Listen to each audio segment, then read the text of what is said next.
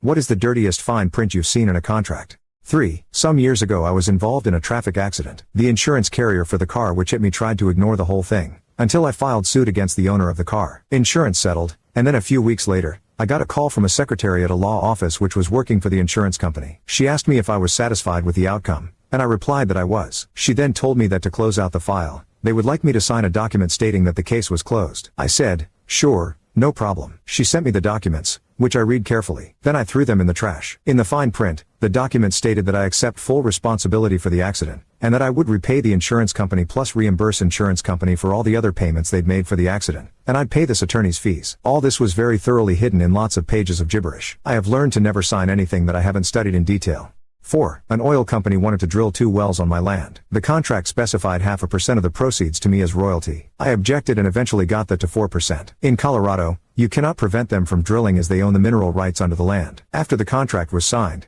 they waited a few weeks and then said they lost their copy of the contract and would I sign another one which they sent to me. The replacement was back at 0.5%. The number was well hidden on one of the middle pages. I simply Xeroxed my original and sent it back. Never heard from them again. I believe they drilled the wells on the neighboring land and angled over. A much better proposition for me as the wells would have been in the middle of the property with access roads to each. This was untouched original prairie in an area where there is almost no such thing remaining. 5. A coworker and I were given new employee contracts to sign and we saw that if we were to leave the company we could not work as software developers for 3 years. We refused to sign, so the company controller came to us and asked why. After we explained why we wouldn't sign, he said, "Oh, that's not what that means. What it means is that you won't start a new, competing contract firm and steal away employees." So I told him to change the contract language to state exactly what he'd told me. He just kept saying, "But you know what it means." I finally told him that until the contract says what it really means, I wouldn't sign it. He said he'd have it corrected, but we never received a corrected copy, so we never signed a new contract. His explanation made more sense than the contract's language, but I wasn't going to sign away my right to work on blind faith.